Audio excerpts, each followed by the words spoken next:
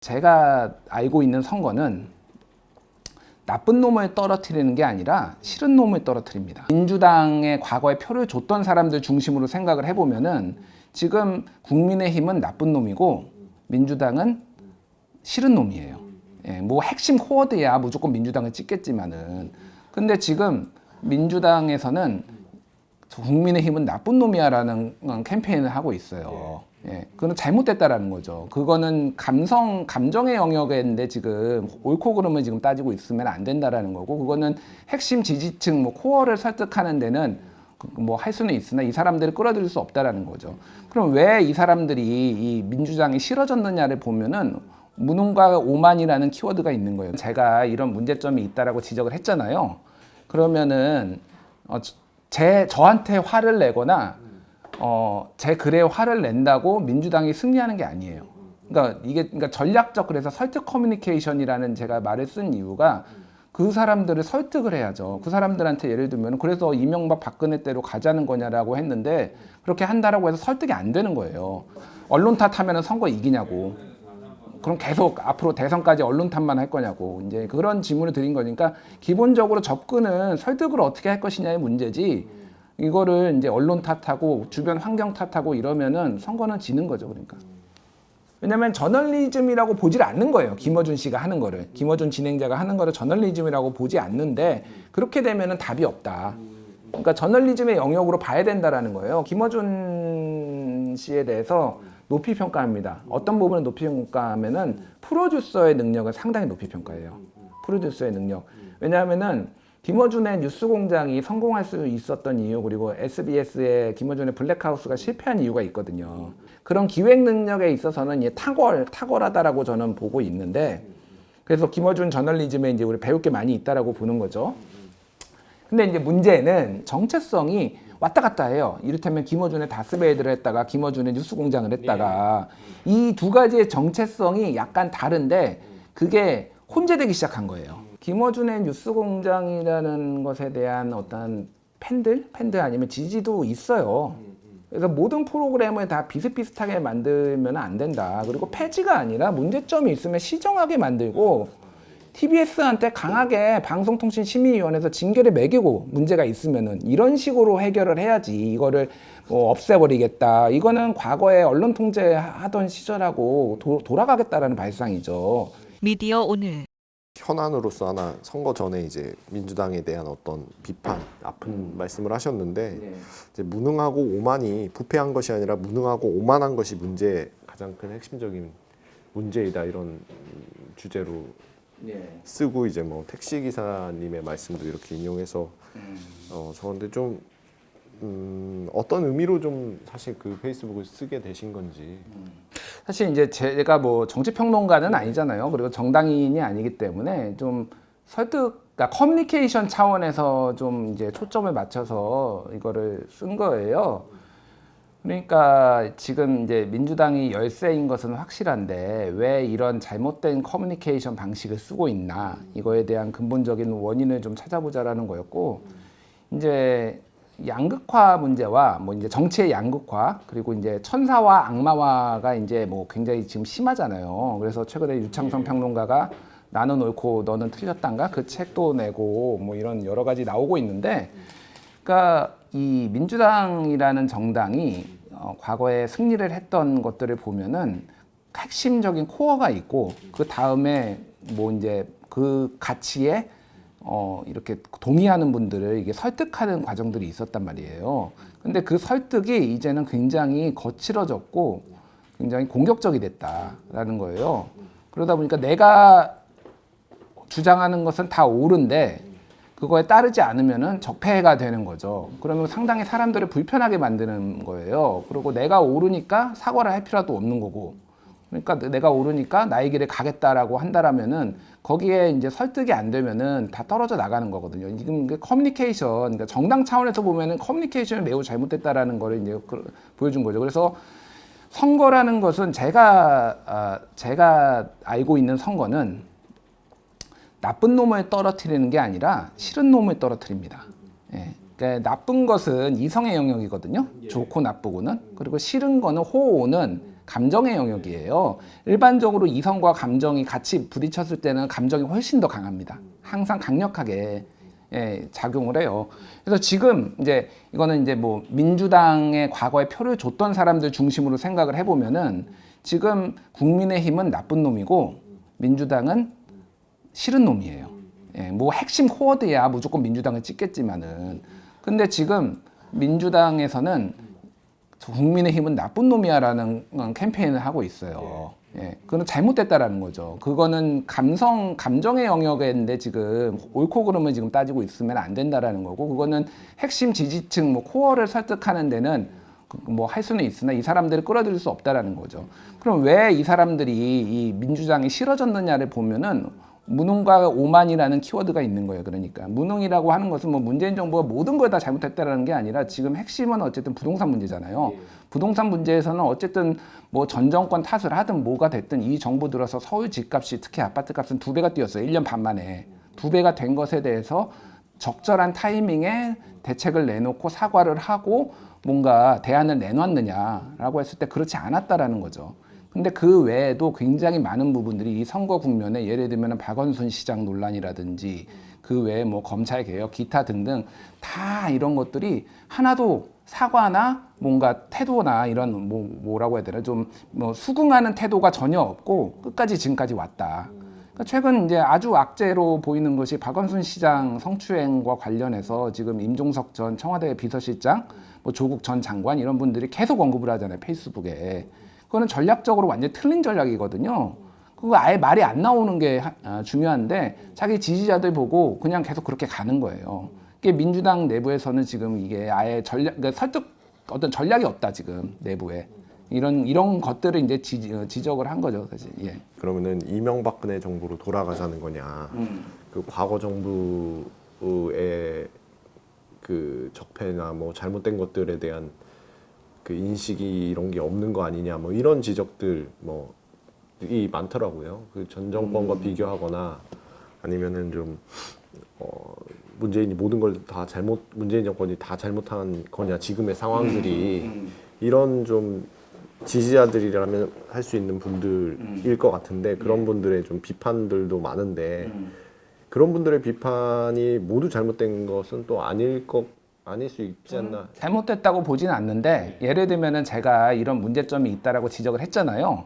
그러면은 저한테 화를 내거나 제 글에 화를 낸다고 민주당이 승리하는 게 아니에요.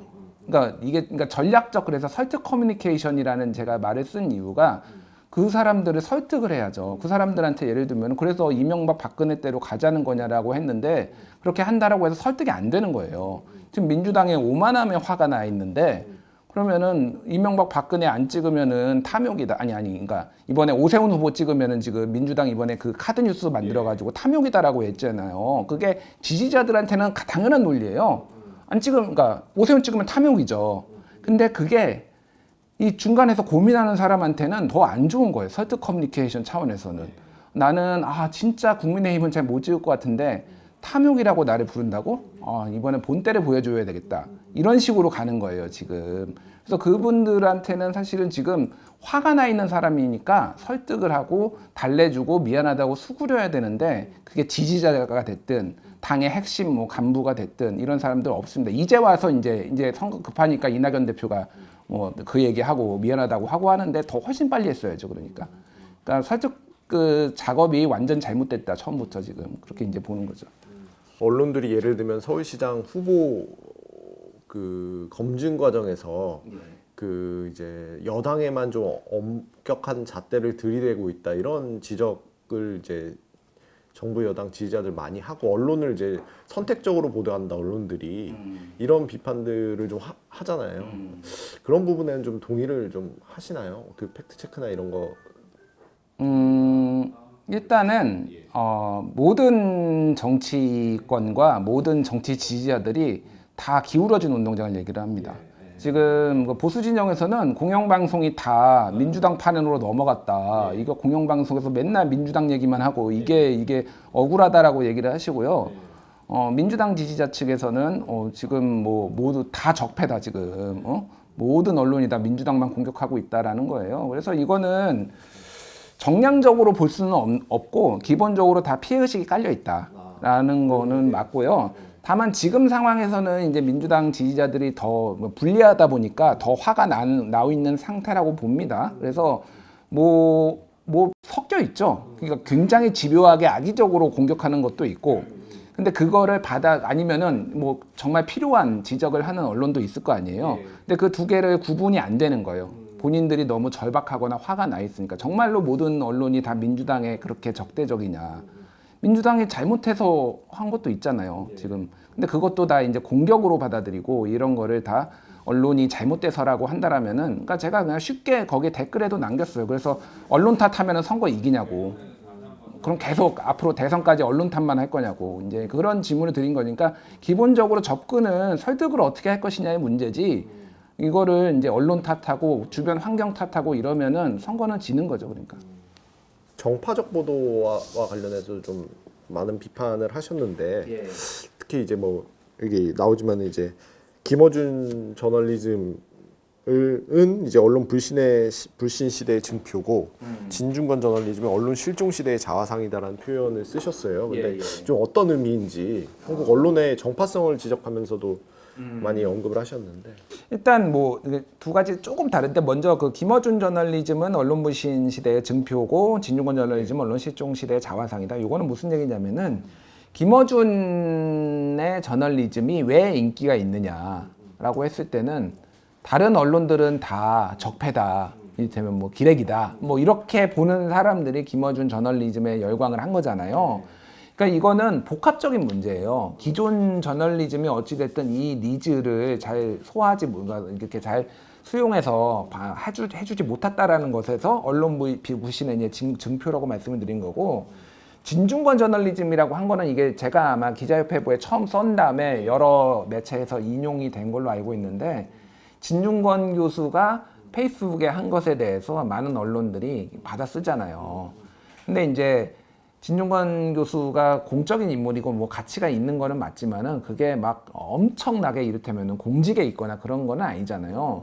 그러면 거기에 대해서 뭔가 언론의 해석이나 어떤 분석이나 이런 게 있어야 되는데 그냥 진중권은 이렇게 말했다 라는 걸로 그쳐버리는 거예요. 이제 그거를 이제 정확하게 진중권 인용 저널리즘인데 진중권 저널리즘이라고 한 겁니다. 그래서 진중권 교수야 본인이 그렇게 얘기하는 거가 본인의 표현의 자유인데 뭐 전혀 문제될 거 없다고 보고, 언론이 그렇게 하면 되느냐.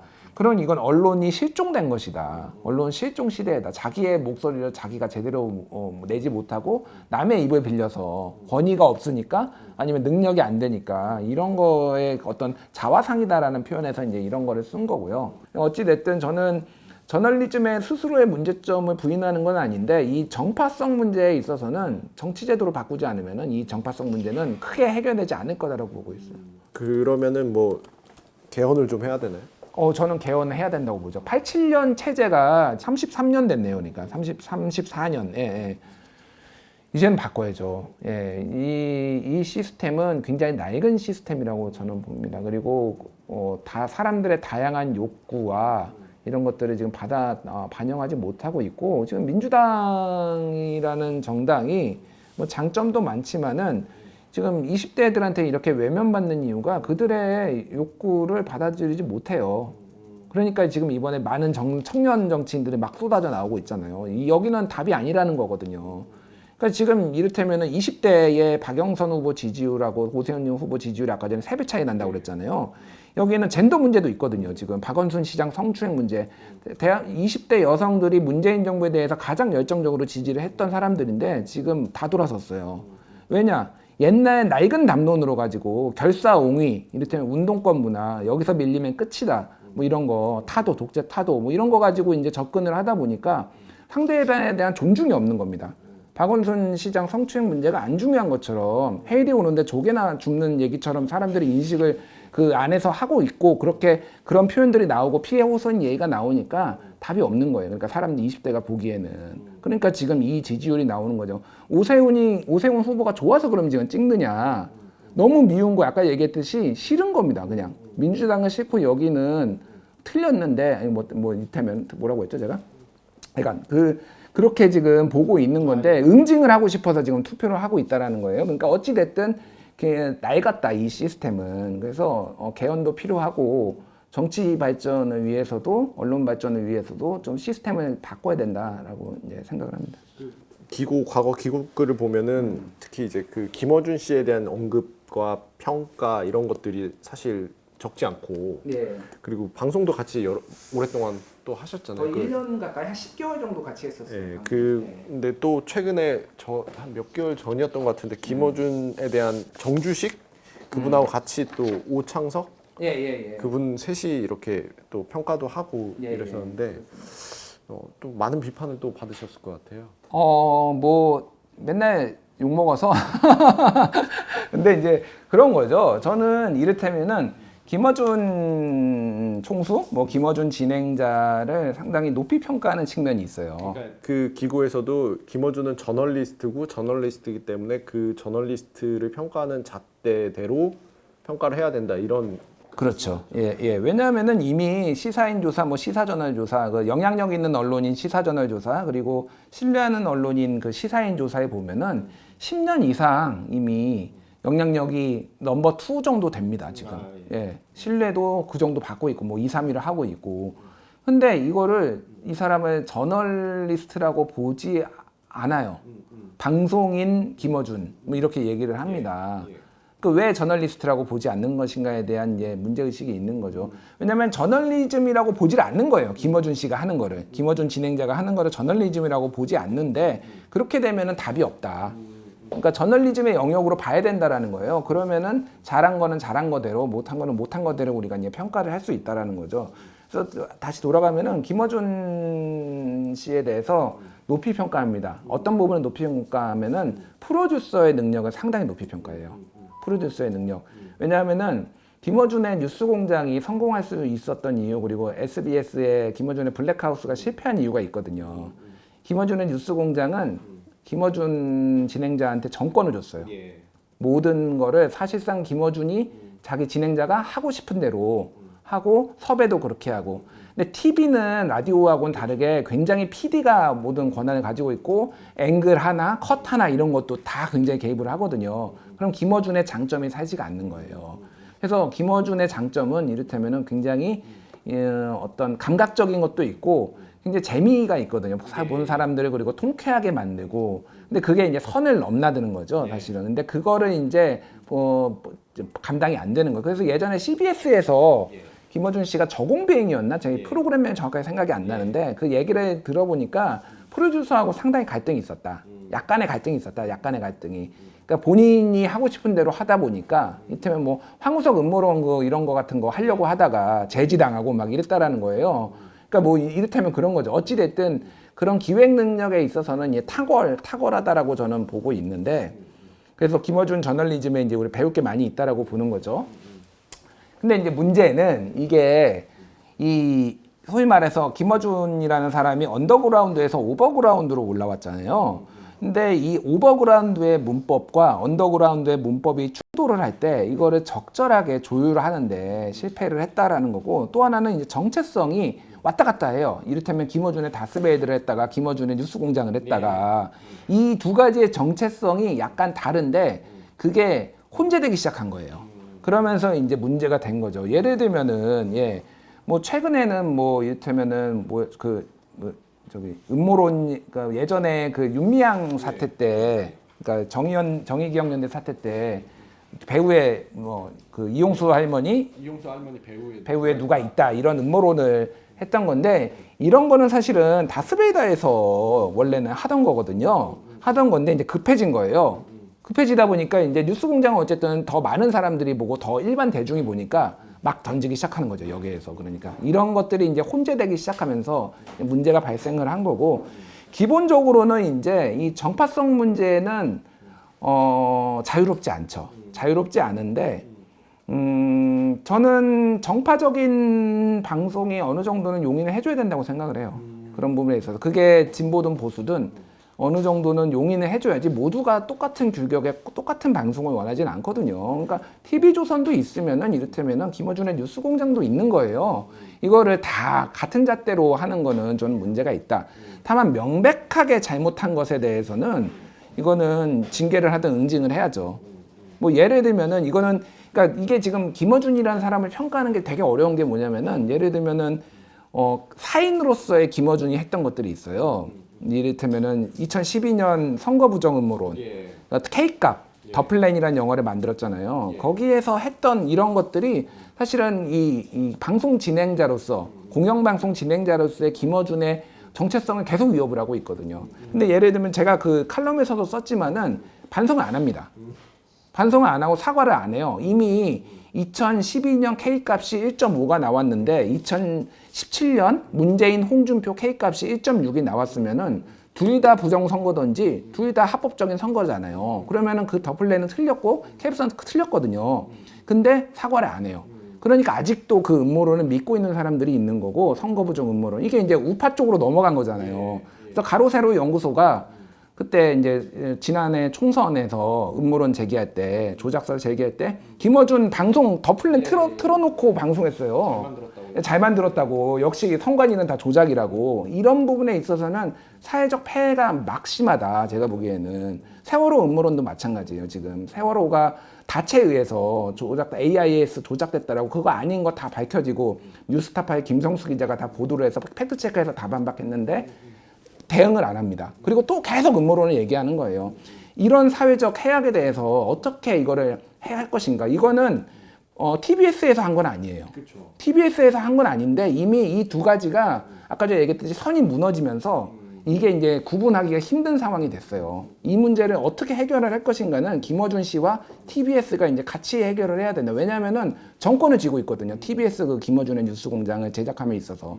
그리고 이미 선을 넘나들기 시작하고 이런 거가 있다라면은 책임을 져야 되는 부분이죠. TBS에 대한 공격이라고 볼 수도 있고 이 편향성을 문제 삼으면서 그 프로그램 폐지와 진행자 퇴출 등을 주장하고 있잖아요. 물론 오세훈 후보가 조금 약간 물러서는 듯한 발언을 좀 하긴 했는데 그런 것들에 대해서는 좀 어떠신가요? 부적절하죠. 부적절하다. 예, 부적절하죠. 왜냐하면은 제가 말씀드렸듯이 김어준의 뉴스공장이라는 것에 대한 어떤 팬들 아니면 지지도 있어요. 그래서 모든 프로그램을 다 비슷비슷하게 만들면 안 된다. 그리고 폐지가 아니라 문제점이 있으면 시정하게 만들고 TBS한테 강하게 방송통신심의위원회에서 징계를 매기고 문제가 있으면은 이런 식으로 해결을 해야지. 이거를 뭐 없애버리겠다. 이거는 과거에 언론 통제하던 시절하고 돌아가겠다라는 발상이죠. 이거는 매우 잘못되고 부적절한 거다. 그래서 전에 이제 인터뷰를 강양구 기자 하셨잖아요. 그래서 오전에 김어준하고 오후에 그럼 TBS 진중권 해라. 뭐 꼭 진중권 씨가 아니더라. 저는 개인적으로 친분이 없어요. 뵌 적이 없는데 어찌 됐든 뭐 그런 목소리를 담는 뭐 거를 해라. 꼭 이거 진보 보수의 밸런스를 맞추는 게 아니라 진보 진영 내에서도 굉장히 다르잖아요. 지금.